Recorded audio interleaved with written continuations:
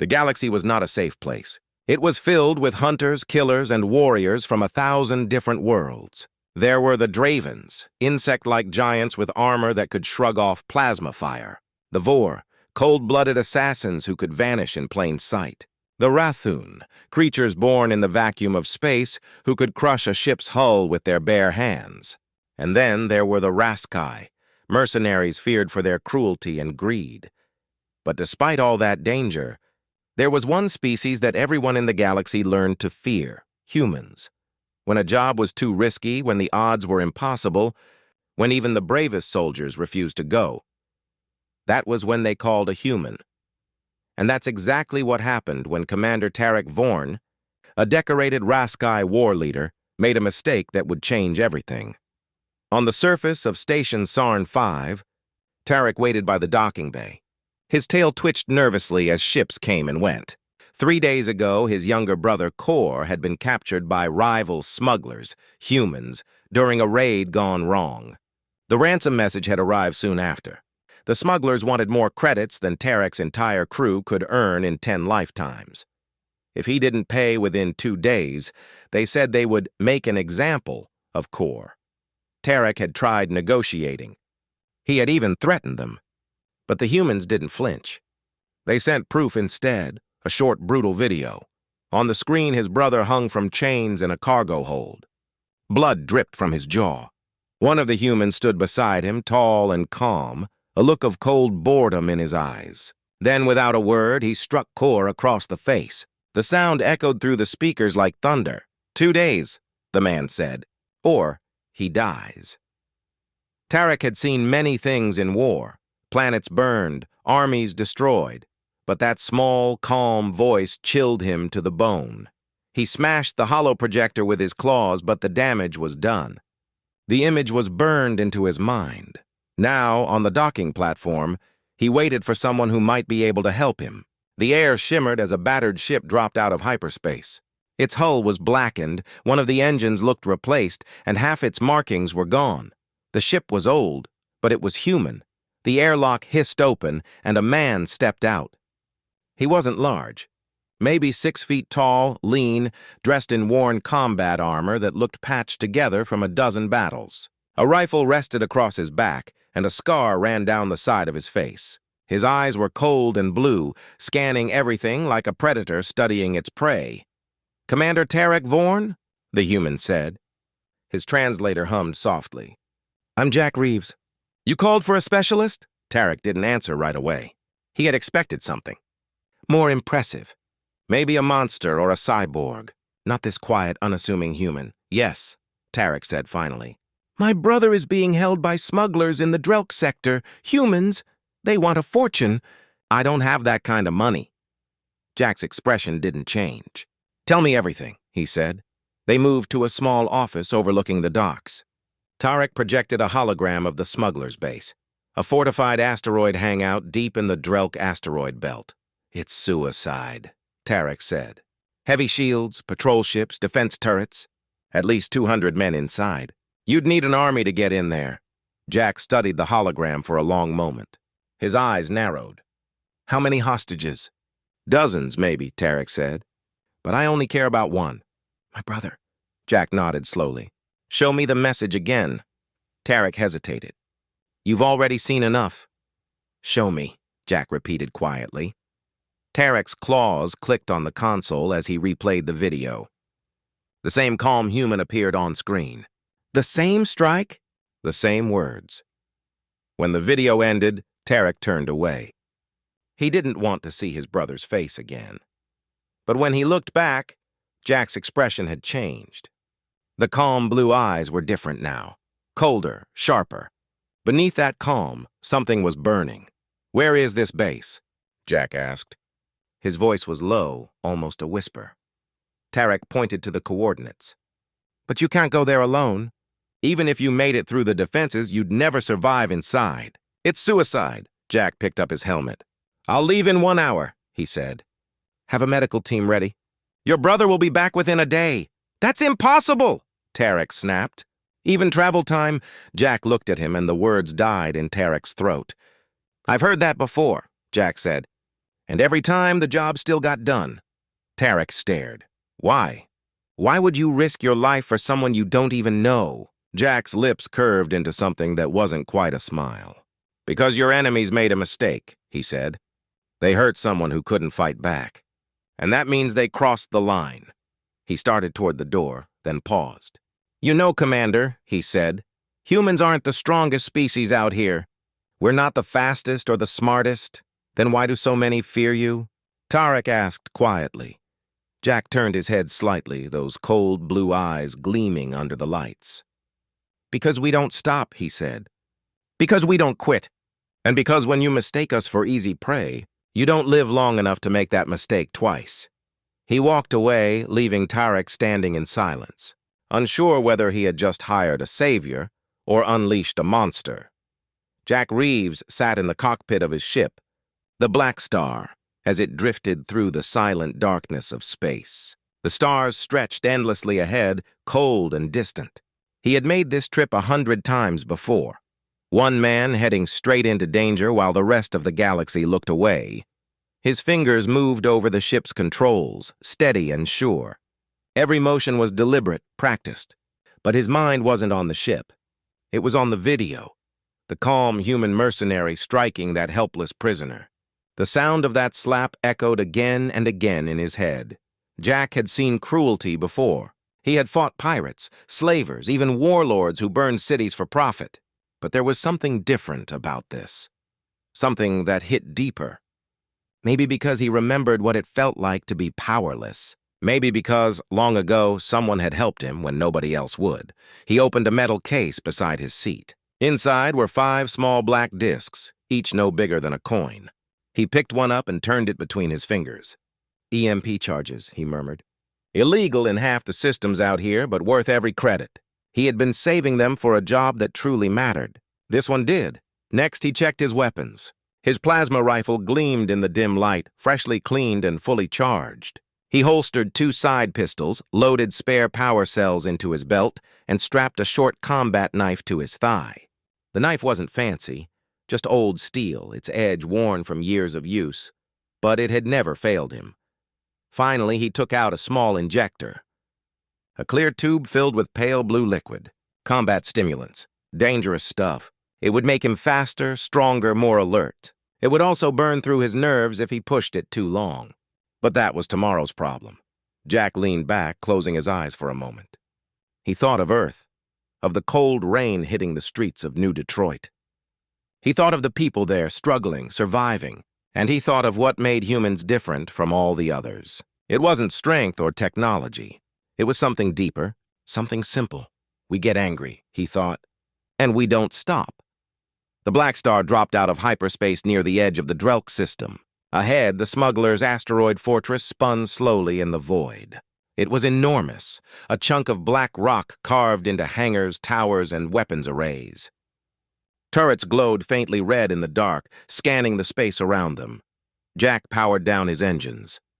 The ship went silent, drifting forward on momentum alone. From a distance, he was just another piece of space debris. He switched off his lights and activated his telescope. For the next 6 hours, he studied the fortress, the patrol routes, the sensor sweeps, the guard rotations. The smugglers were disciplined, he had to admit. Their ships followed tight patterns, overlapping fields of vision. They weren't amateurs, but like everyone who thought they were untouchable, they had grown predictable. At exactly 3 in the morning, station time, Jack made his move. The Black Star's engines flared to life. The small ship darted forward, accelerating faster than any sensor would expect from a vessel its size. Inside the fortress, alarms began to scream. "Unidentified contact incoming!" Someone shouted over the comms. "Too small to be a freighter, too fast to be a fighter." Turrets spun toward the approaching blur and opened fire. Bolts of plasma streaked across the black sky, lighting up the void in flashes of blue and white. Jack's hands moved across the controls like lightning. The Black Star spun, rolled, dove, a deadly dance through the storm of plasma. Bolts grazed his hull, sending sparks flying inside the cockpit, but he didn't flinch. His expression never changed. At the last second, he launched all 5 EMP charges. The tiny metal discs shot forward, tumbling through space, and then silence. One by one, they detonated, sending invisible waves of energy across the fortress. Lights flickered and died. Shields went down. Turrets froze mid-rotation. For a few precious minutes, the entire stronghold was blind. Jack slammed the ship into full burn, heading straight for an emergency airlock on the asteroid's surface. The docking clamp screeched as metal met metal. The connection held. He stood up, grabbed his rifle, and pressed the injector to his neck. The blue liquid burned as it entered his veins. His heartbeat slowed, his vision sharpened, and the world around him seemed to stretch. Every sound, every movement, every breath crystal clear. The airlock light turned green. Jack stepped inside, and the door sealed behind him with a hiss. Red emergency lights flashed. The air inside the corridor was filled with smoke and the faint smell of burning metal. Jack's calm expression faded. The anger came, not wild or uncontrolled, but cold, precise, and focused like a blade. He raised his rifle and moved forward. The first guard didn't even have time to scream. A shadow moved through the red light, silent and fast. Jack's knife flashed once, a short metallic whisper, and the guard collapsed without a sound. Jack caught the falling body and lowered it gently to the floor. No noise, no wasted motion. Then he slipped deeper into the corridor. The fortress was a maze of metal tunnels and flickering lights. Emergency sirens wailed in the distance, echoing off the steel walls. The EMP had crippled their systems, but backup power was coming online. He didn't have long before they regrouped. A door hissed open ahead of him. Two smugglers stepped out, both human, rough, scarred, armed with pulse rifles. They were laughing, thinking the alarms were nothing serious. Jack's rifle snapped up. 2 shots. 2 bodies fell. The sound of plasma echoed once, then silence. He moved on. The stimulants coursing through his blood made everything feel sharp, controlled. He could hear his heartbeat, slow, steady. He could smell the ozone from his weapon's discharge, the faint metallic scent of blood in the air. His body felt light, his mind clear. This was his element. The fortress shook as one of the main generators tried to restart. Lights flickered back to life in patches, throwing long, broken shadows down the halls. Jack used them like cover, sliding between them as if he were part of the darkness itself. At the end of a long corridor, he found a security console still rebooting from the EMP blast. Perfect. He pulled a small silver spike from his belt and jammed it into the port. Lines of code streamed across the screen. In 30 seconds, he had full access. A holographic map of the fortress appeared. Jack's eyes moved quickly over it. Detention block 3 levels down. Heavy guards, multiple choke points. Exactly where they'd keep a high-value hostage. He ejected the spike and kept moving. Down one flight, then another. The smell of smoke and burning electronics grew stronger. Somewhere below, the smugglers were shouting orders, trying to restore control. "Seal Sector 7! Get the turrets back online! Who's attacking us?" Jack moved past a junction and saw 6 guards setting up a barricade. Heavy weapons, reinforced shields. They were preparing for a frontal assault. He smiled faintly. They expected a soldier, not a ghost. He climbed a maintenance ladder, pulled himself into a vent above the corridor, and crawled forward. The metal creaked softly under his weight. Below, he counted 6 men taking cover behind crates, 2 manning a plasma cannon. He reached for his belt, pulled out 3 grenades, and pulled the pins. 1, 2, 3. He dropped them into the center of the group and pulled back into the vent. The explosions ripped through the corridor, a chain of deafening blasts that turned the air into fire. Shrapnel screamed through the smoke. The plasma cannon's fuel cell burst, adding a blinding flash that rocked the entire section. When the smoke cleared, Jack dropped from the vent. His boots hit the floor with a heavy thud.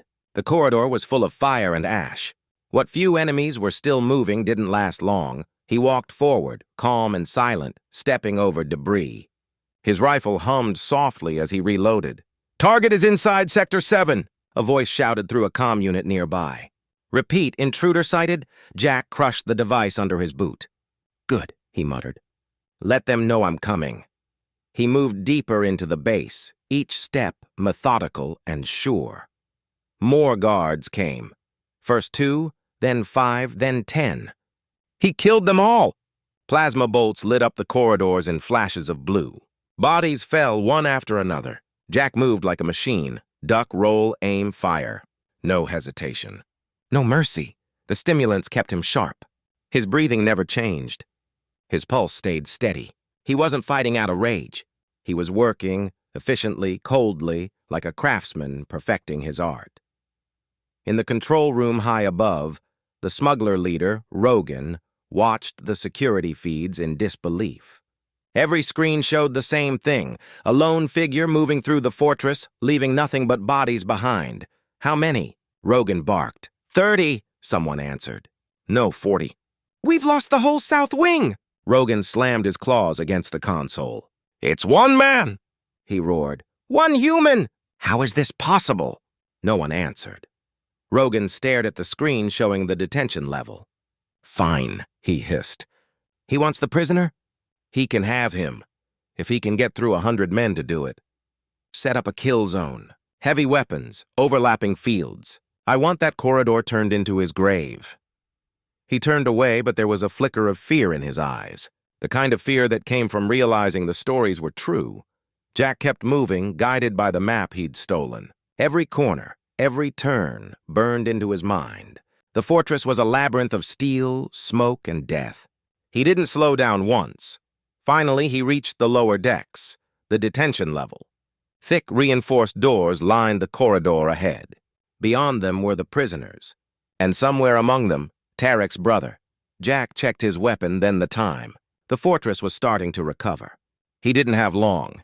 He could feel the anger burning inside him now, not the wild, screaming kind.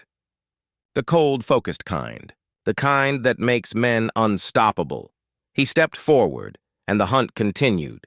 The detention level was quiet. Too quiet. Smoke drifted through the air like mist. The lights flickered, throwing strange shadows across the metal walls. Jack could feel it. The trap waiting ahead. He knelt beside the last corner before the main corridor and listened. Heavy boots, claws scraping metal, the hum of a plasma cannon charging, dozens of heartbeats. He smiled grimly. So this is where they're hiding. He looked up. A vent ran above the hallway, narrow but big enough. Perfect. Jack climbed up silently, pried the grate loose, and pulled himself inside. The metal tunnel groaned softly under his weight. Below, the smugglers were setting up for him. At least 40 men, maybe more, hiding behind barricades and shields. Their leader's voice echoed down the corridor, barking orders. Hold your fire until he shows himself. When he steps out, tear him apart. Jack reached for his belt. 3 grenades left. He pulled the pins. 1, 2, 3. He dropped them straight down. The explosions shook the deck like thunder. The plasma cannon's fuel cell went critical, erupting into a blinding ball of fire. Screams echoed through the corridor as shrapnel ripped through the air. Jack dropped from the vent and landed lightly amid the smoke. The world glowed red and white around him, flickering flames, drifting ash. The surviving smugglers staggered to their feet, coughing, blind. Jack's rifle barked 3 times. 3 more bodies hit the floor. He moved forward through the chaos, calm, deliberate. Every shot hit. Every target fell. 30 seconds later, the corridor was silent again. Jack stepped over the bodies and stopped at the last reinforced door. He took a deep breath, raised his rifle, and shot the control panel. The lock melted and the door hissed open. Inside, dozens of prisoners huddled together in the dim light. Chains, bruises, hollow faces, slaves, hostages, survivors. But Jack's eyes found only one. A young Raskai male, beaten, half-conscious, chained to the far wall. Corvorn, Jack said. The prisoner looked up weakly. Who are you? I'm the man your brother hired, Jack said quietly. He raised his rifle and blasted the chains. The metal snapped, and Cor fell forward. Jack caught him before he hit the floor. Can you walk? Cor shook his head weakly. Not far. Then we'll go slow, Jack said. But we're going home. He lifted the younger alien across his shoulders and turned toward the door. That was when the lights turned red. The air around them began to hiss. A warning flashed across a nearby console. Pressure loss detected. Jack swore under his breath. The fortress was venting its atmosphere, a last desperate move from whoever was left in charge. The temperature dropped fast. Frost began to form on the walls. Jack pulled a small emergency suit from his pack and sealed it around Core's body. "What about you?" Core rasped. "I'll manage," Jack said. He wasn't lying, just not telling the whole truth. Humans could survive in vacuum for about 90 seconds if they exhaled completely. Painful, but survivable. The last door between them and the docking bay sealed shut automatically. Jack planted an explosive charge, pulled Core close, and exhaled all the air from his lungs. The door blew apart. The atmosphere roared out, dragging everything with it. Jack ran, every step a fight against the sucking pull of the vacuum. His skin burned from the cold. His eyes felt like they were freezing, but he didn't stop. 30 seconds. His vision darkened. 45. His muscles screamed. 50. He saw the emergency bulkhead ahead, and hope. He dove through the opening just as the failsafe sealed behind him. The airlock pressurized with a hiss. Jack collapsed, gasping for air, his lungs on fire. But Core was safe. He looked up and froze. A massive shadow filled the corridor ahead. The smuggler leader, Rogan, stepped out of the smoke. 8 feet tall, covered in dark scales, holding a heavy plasma cannon meant for ship-to-ship combat. Behind him, 30 more smugglers lined up with rifles ready. "That's far enough, human," Rogan said. His voice was low and full of hate. "Drop your weapon, and maybe I'll let you live." Jack slowly set Core down behind a crate and straightened. "You shouldn't have done that," he said quietly. Rogan laughed. "You're alone. You're bleeding. You can barely stand. You really think you can fight me?" Jack said nothing. Instead, he raised his rifle and fired one precise shot, straight into the light fixture above Rogan's head. The corridor went completely dark. The smugglers panicked. Some fired wildly, their plasma bolts lighting the air in flashes of blue. But Jack was already moving. He knew every step of this corridor. He moved by sound and instinct. A whisper of breath, a shift of boot on metal, a heart beating too fast. That was all he needed. He struck from the shadows. A knife flashed. A throat opened. A scream was cut short. Then another. And another. The dark became a hunting ground. Rogan spun in circles, firing the cannon blindly. The blast lit up the corridor for half a second, just enough time for him to see Jack behind him. The knife slid between his shoulder blades. Deep and silent. Rogan froze, gasped, and dropped to his knees. "You should have let him go," Jack whispered. Then he pulled the blade free. The smuggler leader collapsed to the floor, the cannon slipping from his claws. Silence fell again. Jack stood there for a long moment, breathing hard. Then he wiped the blood from his knife and turned back. "Core," he said softly. "Let's get out of here." He helped the young Raskai to his feet. Together they moved through the shattered halls, past the smoke and the bodies, until they reached the Black Star.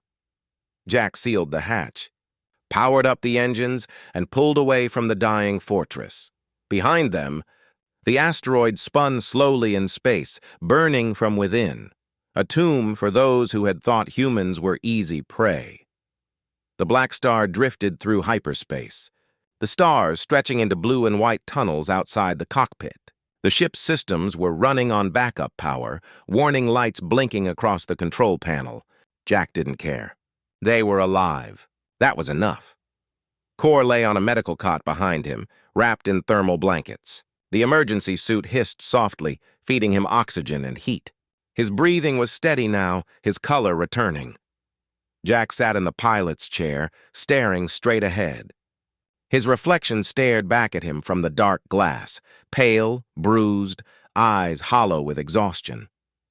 He reached up and touched the blood drying on his cheek. He had felt worse, much worse. He thought about the fortress burning in silence behind them, about the faces of the men who had thought cruelty made them strong. He didn't hate them.